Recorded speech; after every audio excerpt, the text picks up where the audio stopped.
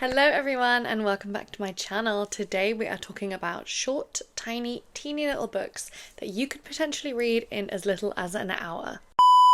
This video is inspired by the fact that recently I've read a few books that are really short and also really good. I personally have always loved short books because I feel like if you can capture my attention and my heart and stir my emotions in under 100 pages or under 200 pages, then I feel like that is such a feat and it is something I absolutely love, and there is nothing more satisfying than finishing a book in a day or even in an afternoon or even in an hour. So these are the types of books we're talking about today. These are the types of books that will leave you thinking but also not take up too much of your time. All of the 10 books that I'm talking about today are under 100 pages, but some of them are as little as 30 pages, so they will not take you long.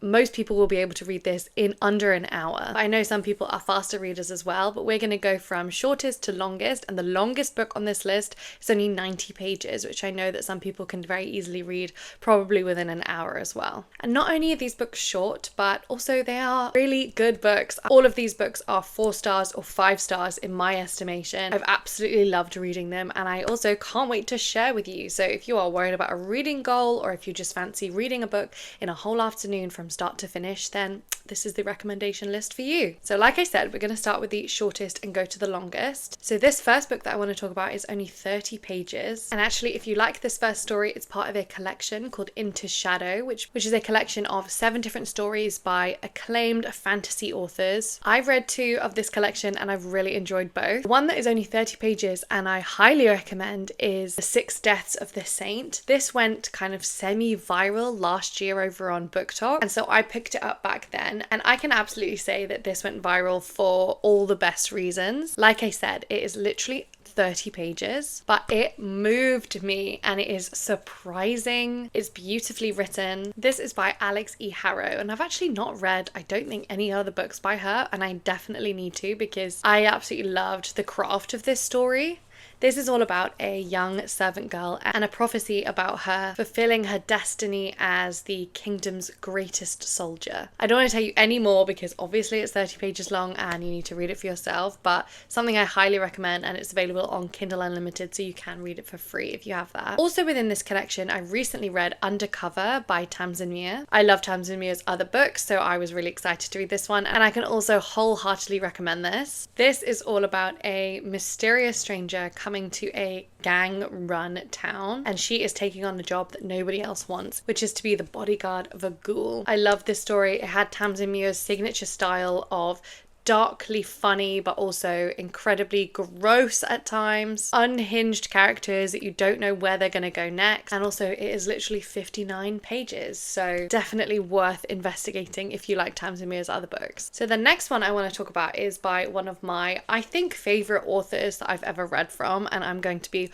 working my way through her entire backlist, but it is Ursula K. Le Guin's The Ones Who Walk Away from Omelas. And again, this is a very short bit of fiction. It is about 30 pages long, the copy that I read. And Ursula K. Le Guin always writes in kind of a speculative fiction space, and this is no different, but it's a very philosophical little story. Despite being 30 pages, there is enough here that will leave you really puzzling over this moral quandary. Essentially, this book describes a great utopia where everyone lives in pleasure and bliss, except for there is a very dark secret, and one child has to bear all of the suffering for the entire civilization. Before I even read this story, I was quite familiar with it because I feel like so many different TV shows and other books have kind of taken this idea and used it and twisted it. So I was really happy to be able to read the original. And it again solidifies the fact that Ursula K. Le Guin is going to be one of my favorite writers of all time, I believe, once I've read more of her books. So this is an excellent book that will only take you an hour or less to read. Next up, we have one that I have read recently, and that is Franz Kafka. So there is actually 2 books within this book. There is Into the Penal Colony and The Judgment. So firstly, there's The Judgment that is 30 pages long that I can't actually, in all honesty, recommend because I don't understand it. But Into the Penal Colony, which is the other story that's in this book, I really can recommend. So Into the Penal Colony is this dark story about a man who is a outsider and a traveler, and he has come to visit this penal colony, and he gets into a conversation with this guard, and this officer is explaining to this traveler the process by which they punish people who have committed crimes within the penal colony. And he goes into extreme detail about this incredibly unusual form of torture and execution, as there is a young soldier who is waiting to be put to death for his crime. It's a very dark book. It is dark, but it has that like dreamlike, strange kind of unreality that a lot of Kafka's work has. And I feel like with Kafka as well, there's so many different ways that you can take his stories, and part of the fun is trying to figure out what the actual message is and then what you're taking away from that. But I really enjoyed reading The Penal Colony. It was really creepy, very unsettling, but also really made me think. Next up, and to change gears completely, let's talk about some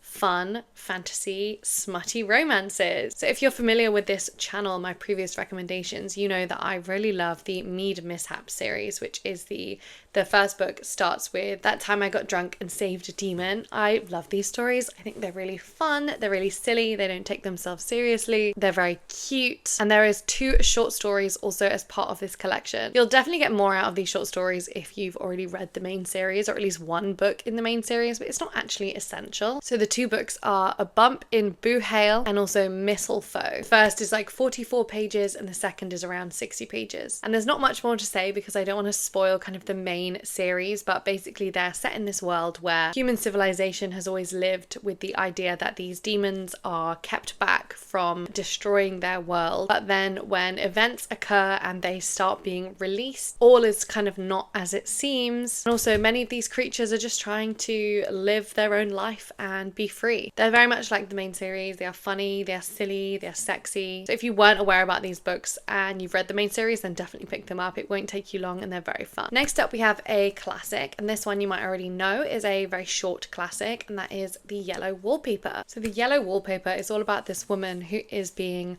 confined to the attic of this incredibly grand house while she's on holiday with her husband. And she is put there for her own good because she needs to rest and recover from an illness that she's having. But the more that she is isolated, the more that she starts to see the deep patterns within this yellow wallpaper that is her only company in this room. It really talks about the limited role that women were given in Victorian society and kind of this psychological torture of being shoved into this shape that doesn't fit. If you like psychological books, feminist literature, historical books, then I'd really recommend this one. And it is only around 70 pages. Next up we have a book that has just come out last month, and it is Rosarita. I talked about this one a little bit in my last reading catch up, but basically this one is about a woman, and she is from India and she's visiting Mexico, and she's sitting on a bench. She is so happy to have escaped her normal life when a woman comes up to her and insists that she knew her mother, who had also visited Mexico when she was a student. So our main character doesn't quite believe this woman, but she kind of gets dragged along on this woman's story anyway, trying to pick up tidbits about her mother. This is all about complicated family relationships, mother-daughter relationships, and if you can ever truly know someone in your family. I was really excited to read this one because this author has been nominated for the Booker 3 times, and she's actually currently 87 years old, and this is her latest book. And you can tell that this writer has been writing just for decades, because I feel like not one word or sentence is wasted in this book. So if you like books about memory and grief and human relationships, then definitely pick this one up. And this copy is around 80 pages, but I believe the hardcover that's just come out is only 70 pages. Next up, switching genre again, I want to talk about a graphic novel that I've just always absolutely loved, and I really want to own them physically, but you could definitely read this in just an afternoon or maybe an hour, and that is The Tea Dragon Society. I absolutely adore these books. I love the art style. They are so sweet, and the world also feels so deep. So basically in this world there are little things called tea dragons, and they grow different types of tea leaves on their heads, and they can also bond very strongly to the humans in the book. There are so many sweet characters in this series. There's 3 books in this series now, and I've read them all. I absolutely love them. But the stories are all about friendship and love and kind of finding your purpose, being kind to yourself. And I would just read countless books in this world. They are absolutely adorable. The pictures are so cute.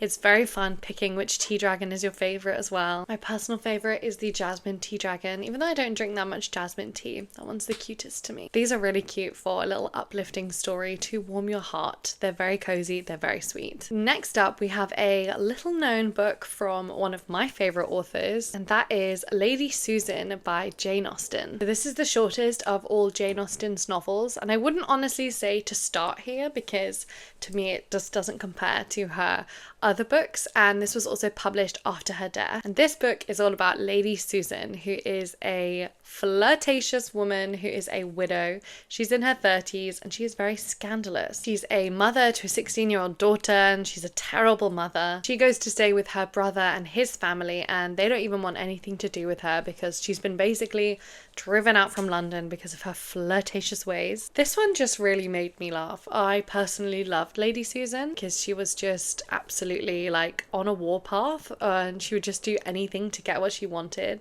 and she literally didn't care about anyone else other than herself. And I just find that a very amusing character to read. It's not the most well developed book. I think this is actually one of the earliest books that Jane Austen ever wrote, but then it was obviously published after her death. So it is quite different to some of her other stories, but it comes in at around under 90 pages, so I think it's well worth your time, especially if you've read other Jane Austen works and liked them like I have. I don't think it's going to be anyone's favourite, but I honestly think that it's such a fun way to spend an afternoon reading this one. Next up, we have a newer author to me that I've been reading a lot more of this year, and that is Claire Keegan, who often writes very, very slim little books. So here we have So Late in the Day, which is only 47 pages long, and then also there's Foster that's just under 90 pages. So starting with the shorter one, perhaps, this is So Late in the Day. This one, when I read it, I enjoyed it, and then I put it down, and I thought that I wouldn't think much more of it.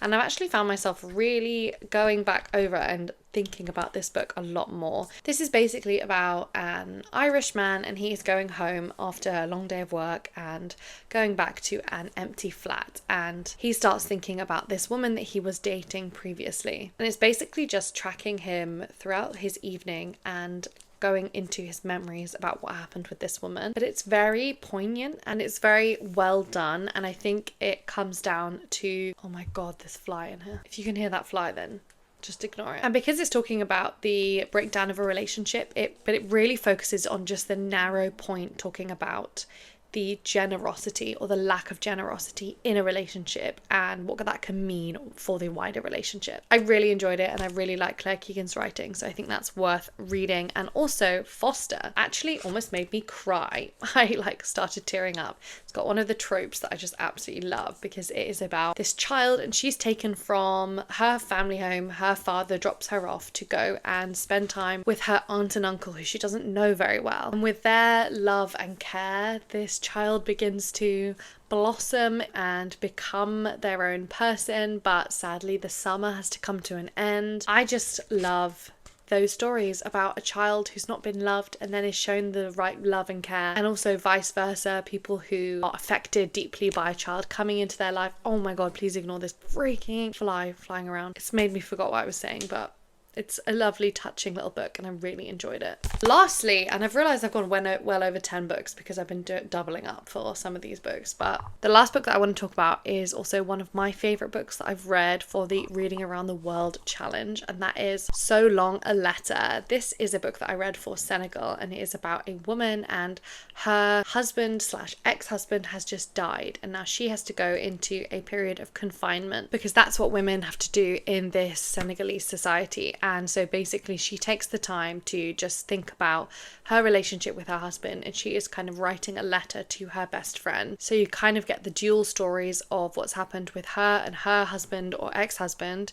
who left her for a younger woman, and you also get her best friend's kind of story about what happened with her husband. This book is only 90 pages and I feel like I learned so much. It's written so beautifully and also it's just so engaging. It's a deeply feminist work while also also celebrating the different ways in which women can live their life and work and marry and kind of have power. And for all that to be in a book that is only 90 pages long, you just can't beat it. So that is so long a letter, and I highly, highly recommend it. I gave this book 5 stars. So that is 10 or more, actually 10 or more books that you could read in an hour, or in an afternoon if you're a slightly slower reader, or in a week if you want to read a couple of pages a day. There's nothing telling you that you have to read these books in an hour or very quickly. You can enjoy them to your heart's content. I'm going to end this video here. Hopefully this is a short and sweet video all about some short and sweet books. I never know actually how long videos are going to be until I start editing them though. If you made it all the way to the end, then please go and like this video and subscribe to my channel and go and watch all of my other videos, and I will talk to you again soon. Bye!